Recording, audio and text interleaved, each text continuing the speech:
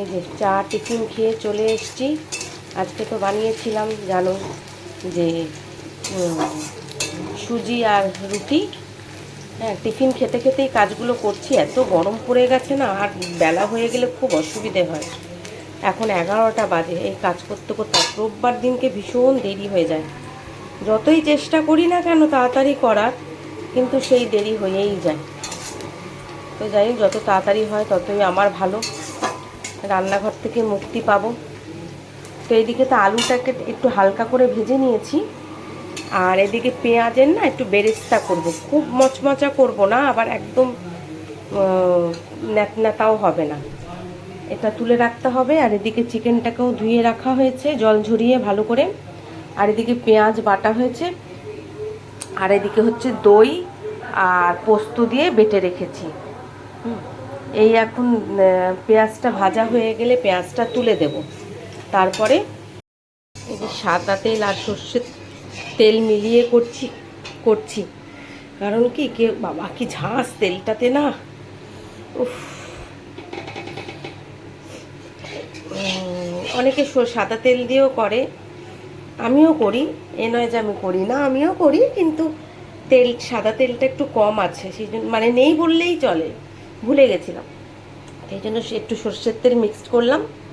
এই যে 2টো শুকনো লঙ্কা দিয়ে দেবো, আর এই যে এলাচ আর দারচিনি দিয়ে দেবো, আর কিচ্ছু না। দাঁড়ানো যাচ্ছে না গ্যাসের সামনে, এত চোখটা জ্বালা করছে, ওরে বাপরে। দিয়ে দিয়েছি। এবার এই যে চিকেনগুলোকে দিয়ে দেবো। চিকেনগুলো না একটু ফ্রাই করে নিতে হবে।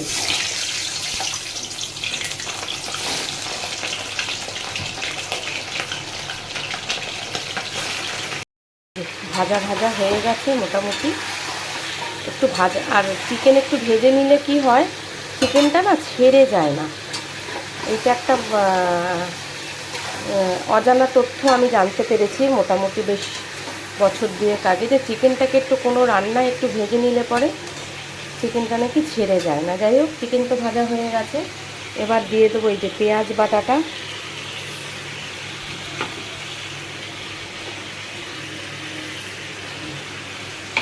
আর এইদিকে এই দই পোস্তর মধ্যে হলুদ, চিনি, নুন দিয়ে রেখেছি, আর লঙ্কা তো কাঁচা লঙ্কা বাটা লাল, গোলমরিচও দেওয়া আছে।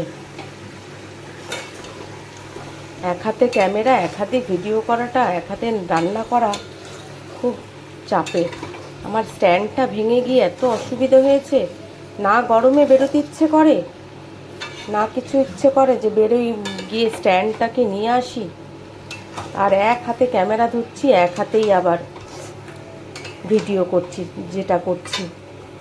যাই হোক গিয়ে, কিছু তো করার নেই, যতক্ষণ না আনবো ততক্ষণ তো এভাবেই চালাতে হবে। আচ্ছা, এবার না আলুগুলোকেও দিয়ে দেবো। ভেজে রেখেছিলাম, চিকেনটা তো অনেকটাই ফ্রাই, মানে 30% চিকেনটা হয়েই গেছে, কারণ অনেকটাই ভাজা করেছি, মানে ভেজেছি অনেকক্ষণ ধরে আস্তে আস্তে, এই জন্য আলুটাও দিয়ে দেবো। পেঁয়াজ বাটা তো দেওয়াই আছে।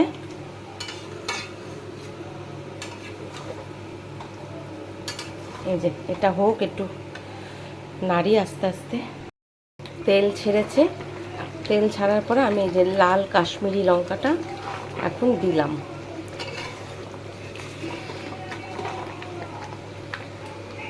এবার এটাকে না ঢাকা দিয়ে দেবো। এই চিকেন দই পোস্তটা আমি কিছুটা নিজের মতো করে করি, ইউটিউবে দেখেই আমি শিখেছি, কিন্তু ওদেরটাও আমি সব কিছুটা ফলো করি, আবার কিছুটা আমি না নিজেরটাও দেখি। এই যে এবার এটাকে ঢাকা দিয়ে দেবো, এবার আস্তে আস্তে হতে থাকুক। চিকেনটা রান্না হয়ে গেছে, গরম মশলাটা এই যে দিয়ে দিয়েছি। এবার পেঁয়াজের যে বেরেস্তাটা আছে বলেছিলাম, এই যে সেটা দিয়ে দেবো। গ্যাসটা অফ করে দিই। এই যে হয়ে গেছে, ব্যাস এটা দিয়ে শুধু ঢাকা দিয়ে দেবো।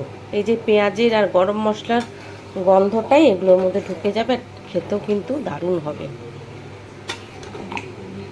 আজকে আমার ভিডিওটা এখানেই শেষ করছি। রান্না বান্না হয়ে গেছে, চিকেন চিকেন দই পোস্ত কেমন হয়েছে একটু জানিও। আর যদি আমার ভিডিওটা ভালো লেগে থাকে তাহলে পরে একটু লাইক আর একটু সাবস্ক্রাইব করে দিও, কেমন? টাটা। মশলাটা দিয়ে দিয়েছি উপর থেকে, আর পেঁয়াজের বেরেস্তাটাও দিয়ে দিলাম। দিয়ে রান্না কিন্তু কমপ্লিট হয়ে গেছে।